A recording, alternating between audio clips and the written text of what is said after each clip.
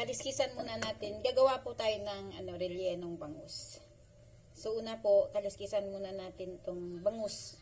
Yung malinis na pagkaliskis. Wala kasi akong pangkaliskis, so ito lang muna pinagtyagaan ko. Kaya sa sunod na project ko, bibili pa ako ng pangkaliskis na yan.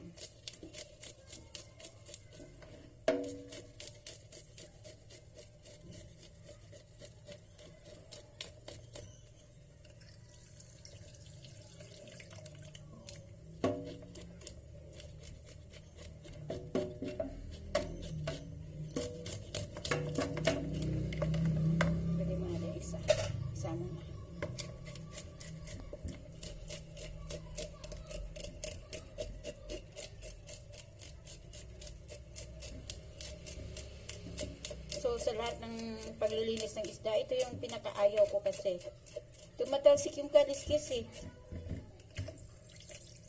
Saka maano siya, yung madikit sa kamay.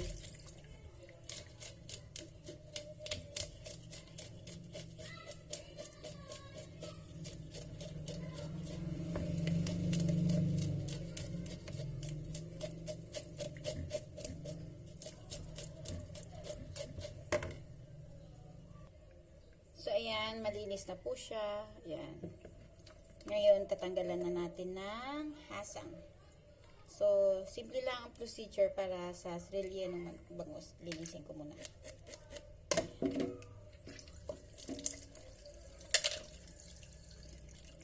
So, tanggalan natin ng hasang. Ito lang. Dakutin muna natin yan. Yan. Dakutin natin.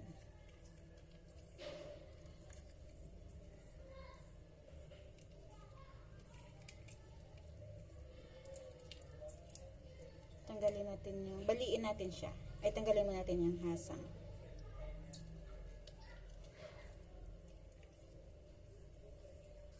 Tanggalin mo natin para hindi siya sagabal. Tanggalin muna natin yung hasang.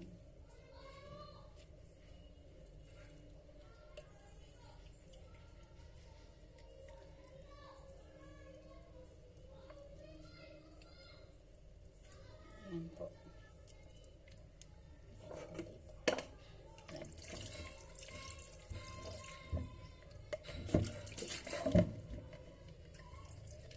Baliin natin yung ulo.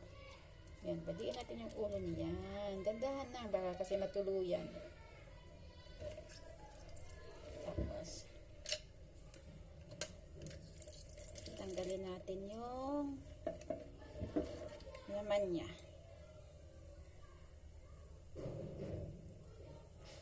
Dandahan lang po. Yan. Para sa rellenong bangus.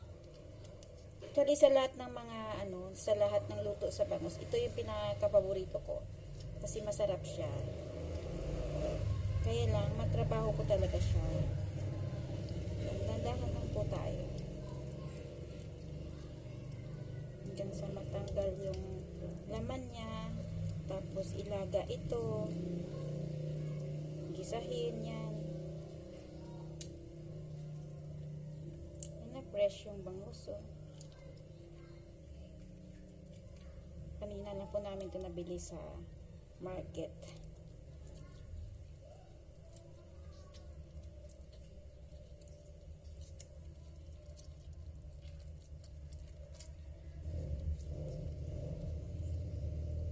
Trying hard, ano?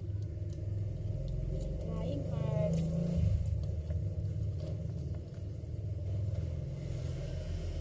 Fresh na fresh. Yan. So, tanggalin na natin yung hasang. Ingatan po natin na hindi mapisa yung abdo. Kasi pag napisa yung abdo, ito yung abdo. Tanggal siya. So, safe na tayo ngayon. Hindi na siya hindi na siya lasang abdo pag niluto natin. Sa palengke nga, pag nag-ano ka, na to sabay na sa sabay na sa pagtanggal yung yung abdo. Hindi sila natatakot. Siguro expert na expert. Sa akin kasi, sinusigurado ko muna na hindi talaga siya matanggal kasi mahirap na yung kakain kasi baka magreklamo. ate, lasang abdo yung ano nyo, yung bangus nyo. Yan, kaya iniiwasan ko rin po yan. Para dumami yung benta, di ba? Kasi pangtinda namin ito eh. Yan. Medyo matrabaho po siya. Kasi talagang, anuin mo talaga eh, na hindi siya mabutas. At, buo-buo pa yung ano. At yung mga ano nito sa loob kailangan malinis. Yung mga ano niya, yung mga kasi may matitira pa tong mga ano eh, mga tinik-tinik. So kailangan maalis siya para pag kinain talagang wala lang, ano lang talaga. Kagat ka lang ng kagat. Slice ka lang ng slice.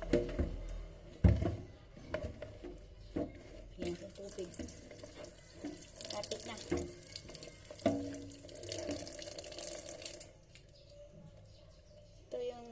Challenging talaga sa akin. Pero masarap ito. Mas mabenta pa ito sa sinigang na bangus.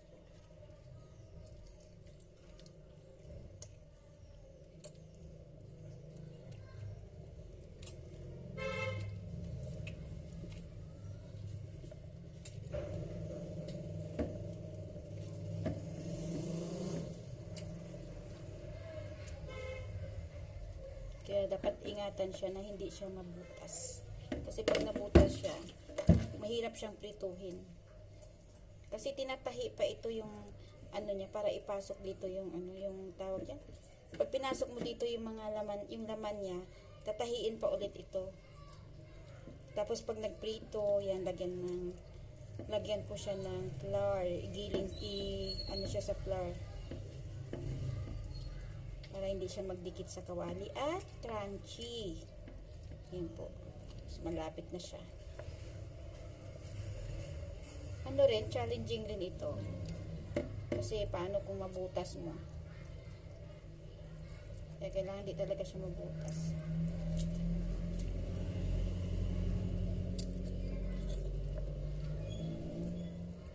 Yan.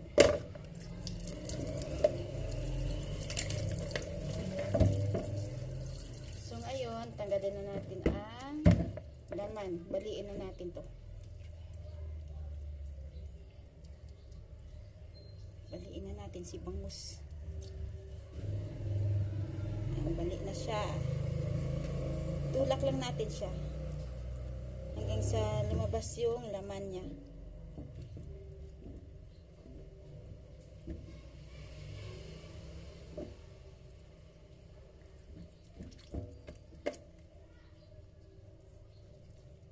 Para may nakakawit pa eh. Yan, lumabas na siya. Yan na siya. O, diba? Ganun lang kasimple magrelyenong bangus. Yan. So, ito yung kanyang, kanyang loob. O, malinis. Ang laki, diba? Yan. Ito yung kanyang laman. Tanggalin natin yung hasang. Kasi yung abdo kanina natanggal ko na. Yan. Ganun lang po. Ganun lang po kasimple ang paggawa ng relyenong bangus. Kaya lang, talagang matrabaho po talaga siya. Pero ito yung pinakamasarap na luto sa bangus. Thank you for watching! Nawa ay may natutunan kayo.